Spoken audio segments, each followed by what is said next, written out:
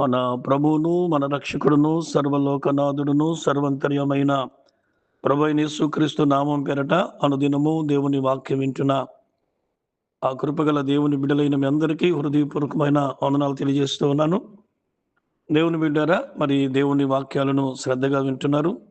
మరి ఈ వాక్యాలు వింటున్న ప్రతి ఒక్కరికి నా చిన్న మనవి, ఈ వాక్యాలు మీకు, మీ కుటుంబాలకి దీవెనకరంగా ఉన్నట్లయితే మీరు తెలిసినటువంటి మీ స్నేహితులకు, మీ నాయన బంధువులకు ఒక్కొక్కరు ఒక 20 మందికి షేర్ చేయగలరని ప్రభు పేరట మీకు తెలియజేస్తా ఉన్నాను. మంచిది. పరిశుద్ధ గ్రంథంలో దేవుని బిడ్డలారా, ద్వితీయోపదేశ కాండము 15వ అధ్యాయము 8వ వచనాన్ని చదువుకొని దేవుని మాటలు ధ్యానం చేద్దాం. నీ చెయ్యి ముడుచుకొనక వాని కొరకు అవశ్యముగా చేయి చాచి వాని అక్కర చొప్పున ఆ అక్కరకు చాలినంత అవశ్యముగా వానికి అప్పియవలెను.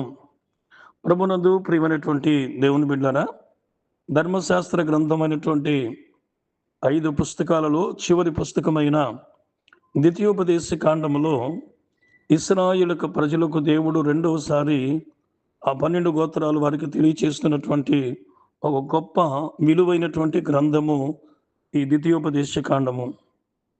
అయితే మనం చదువుకున్నటువంటి ఆ వచనానికి పై వచనములో 7వ వచనములో దేవుడు అంటున్నాడు, నీ దేవుడైన యెహోవా నీకు ఇచ్చుచున్న దేశమందు పురములో ఎక్కడైనా నీ సహోదరులలో ఒక భేదవాడు ఉండిన యెడల భేదవాడైనటువంటి నీ సహోదరుని కరుణింపకుండా నీ హృదయమును కఠినపరచుకొనకూడదు. అంటే ఇశ్రాయేలుక 12 గోత్రాలలో ఏ గోత్రానికి చెందిన వారైనా వారిలో ఎవరైనా బీదలున్నప్పుడు, పేదరికంలో ఉన్నప్పుడు వారి నిమిత్తమై దేవుడు ఒక నిర్ణయాన్ని వారికి తెలియజేస్తున్నాడు. అంటే సమృద్ధి కలిగినటువంటి వారిని దేవుడు మరలా తిరిగి మీలో ఉన్నటువంటి సహోదరులలో ఎవరైనా బీదలున్నప్పుడు వారికి మరలా అవశ్యముగా వారికి మీరు ఇయ్యవలెను అంటున్నాడు. దేవుని బిడ్డలారా, ఈరోజు నేను ఈ 15వ అధ్యాయం ద్వితీయోపదేశ కాండములో 8వ వచనములో నేను మీకు చెప్పేటువంటి అంశం ఏంటంటే అవశ్యముగా వానికి ఇవ్వవలెను. అవశ్యముగా అనే మాటకు అర్థం ఏంటంటే దేని మీద అవసరమైన. దేవుడు గమనించండి, అవసరమైనది నువ్వు తప్పనిసరిగా వారికి ఇవ్వవలెను. అంటే బీదలైనటువంటి వారికి వస్త్రాలు లేనప్పుడు, అలాగే బీదలైనటువంటి వారికి ఆహారం లేనప్పుడు మీరు వారికి ఇవ్వవలెనని దేవుడు కలిగి ఉన్న వారందరికీ చెప్తూ ఉన్నాడు. ఈ రోజున సమృద్ధి కలిగినటువంటి ప్రతి ఒక్కరు కూడా దేవుని పిల్లలైనటువంటి మనందరము ఆ రీతిగా మనం చేయాలని దేవుడు నిర్ణయించి ఆనాడే తెలియపరిచాడు. అంత మాత్రమే కాదండి, సామెతల గ్రంథము 19వ అధ్యాయము 17వ వచనములో చక్కటి మాట దేవుడు తెలియపరిచాడు. బీదలను కనికరించువాడు యెహోవాకు అప్పిచ్చువాడు. అంటే బీదలను కనికరించువాడు అంటే పేదరికంలో ఉన్నప్పుడు, ఈ రోజున సమృద్ధి కలిగిన వారు ఉంటారు. మారు మనసు పొంది బాప్తిస్మం పొందుకొని దేవుని బిడ్డలు చాలామంది చాలా చాలా లక్షలాది కోట్లాది రూపాయలు సంపాదించిన వారు, ధనం మూలుగుతూ ఉన్నవారు ఉన్నారు. దేవుని బిడ్డలారా, చాలామంది గమనించినట్లయితే వారి వారి యొక్క కుటుంబాలలో వారి అవసరానికి మించి చాలా నిలువ ఉన్నటువంటి వారి దినాలు లేకపోలేదు. అయితే గమనించండి, మనము అక్కర కొలది వారికి మనం పంచిపెట్టాలి అని దేవుడు తెలియపరుస్తూ ఉన్నాడు.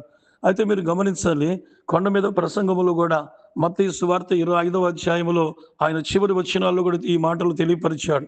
ఈరోజు మనము ఎవరైనా అక్కరలో ఉన్నప్పుడు వారిని చూసి మీ ముఖము మార్చుకోవద్దు, మీ ముఖములు తెప్పొద్దని కొండ మీద యేసయ్య ప్రసంగం చేశాడు. అంటే ప్రభువు యొక్క ఉద్దేశము ఆది నుండి నేటి వరకు కూడా అవసరముగా, అంటే ఇక్కడ మనం అక్కరలో ఉన్నటువంటి వారికి నిత్యముగా దేవుని బిడ్డలు దేవుడు చెప్తున్నాడు, అవశ్యముగా వానికి ఇయ్యవలెను. దేవునికి స్తోత్రం, హల్లెలూయా. కనుక ఈ లోకములో మనము దేవుని మాట ప్రకారము ఈ రోజున ఎవరైతే ఆ ఆహారం లేక బాధపడుతూ ఉన్నారో, ఆ ఇంటిలో కొదువు ఉందో ఆ కొదువు ఉన్నటువంటి వారికి నిశ్చయముగా అలాంటి వారిని మనం ఆదుకోవాలని దేవుడు తన లేఖనాల ద్వారా మనకు తెలియచేస్తూ ఉన్నాడు. ప్రియ దేవుని బిడ్డలారా, ఈ వాక్యమును వింటున్నటువంటి ఆయన రక్తములో కడగబడినటువంటి ప్రతి ఒక్కరు కూడా మనము మన యొక్క స్థితి అంతా, అంటే ఒక పేదవాడికి మనము ఇచ్చేది చాలా తక్కువ, అది దేవునికి మనము యెహోవాకు అప్పిచ్చిన వారమని సమానంగా దేవుడు చేశాడంటే, మరి నువ్వు దేవునికి నువ్వు ఇస్తే దేవుడు నీకు ఇవ్వకుండా ఉంటాడా? ఈరోజు మీరు గమనించండి, ఈ లోకములో మనం ఈ భూమి మీద మనము ఆయనకి ఇచ్చేది కొద్దిగా, కానీ ఆయన ఇచ్చేది సర్వ సమృద్ధి. ఆయన చేయలే కాదు, ఆ చిన్నవాడు ఆ కొండ మీద ప్రసంగంలో కూర్చున్నప్పుడు యేసు ప్రభు వారి దగ్గరికి 5 రొట్టెలు 2 చేపలు చిన్నవాడిచ్చాడు. ఆ చిన్నవాడిచ్చినటువంటి 5 రొట్టెలు 2 చేపలు 5,000 మందికి ఆహారముగా మార్చబడింది కదా! అంటే దేవుని పరిశుద్ధ గ్రంథమైన బైబిల్ మనకు బోధిస్తున్న గొప్ప సత్యం ఏంటంటే, ఈరోజు నీవు ఎప్పుడైతే దేవుని దగ్గరికి నీ దగ్గరున్నది ఇవ్వగలిగింది నువ్వు ఇవ్వగలిగితే అనేకులకు అది ఆకలి తీరుస్తుంది. ఆ రోజున ప్రభు ఆ 5 రొట్టెలు 2 చేపలు లేకుండా చేయలేడా? పెట్టలేడా? పెట్టగలడు. కానీ అక్కడున్నటువంటి వారిలో ఆ చిన్నవాని యొక్క మనస్తత్వాన్ని కలిగి యేసుక్రీస్తు రక్తములో కడగబడిన ప్రతి ఒక్కరికి మనము ఇచ్చేటువంటి గుణాన్ని కలిగి ఉండాలి. అందుకే ప్రభు అంటాడు, "ఇయ్యుడి మీకు ఇయ్యబడును" అన్నాడు ఆయన క్రొత్త నిబంధనలో. మనం ప్రభువుకు మనం ఇస్తే మరలా తిరిగి ఆయన మనకు సమృద్ధినిస్తాడు. అందుకే కదా ప్రసంగి గ్రంథంలో కూడా ఒక విలువైన మాట మనం చదువుతాం. "నీ యొక్క ఆహారమును నీటి మీద వేయము, మరలా తిరిగి అది మరలా నీ యొద్దకు వస్తుంది." అంటే నీ ఆహారాన్ని నీటి మీద వేస్తే మరలా తిరిగి అది నీ యొద్దకు వస్తుంది. కనుక మనము మన కళ్ళ ముందు పేదవారు కనబడ్డప్పుడు, పేదలు కనబడ్డప్పుడు వారికి మనకు శక్తి కొలది మనం చేయగలిగినంత వరకు మనం ఇవ్వటానికి ప్రయత్నం చేయడము ఇది దేవుని చిత్తం, దేవుని వాక్యానుసారం. ఈరోజు మనం గమనించినట్లయితే మనం చేయి చాపమంటున్నాడు ఈ 8వ వచనంలో కదండి.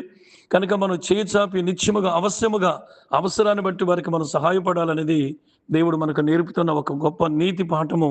ఇలా మనం చేయటము దేవుని బిడ్డలరా మనము మన బిడ్డలకు మనం మేలుకరంగా మారుతాం.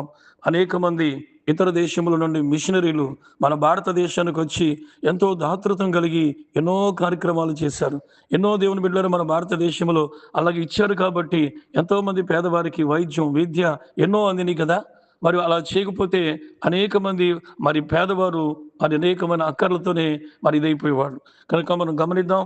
మనవంతు మనం చేతునిచ్చి వాక్యానుసారంగా చేయడం మనందరి బాధ్యత. ప్రార్థన. ప్రేమగల తండ్రి నీకు వందనాలు. ఈ వాక్యం వింటున్న వారందరిని ఆదరించి బలపరిచి నీ చిత్తాన్ని నెరవేర్చి కృప దయచేయమని యేసయ్య నామమున అడుగుచున్నాం తండ్రి. ఆమేన్.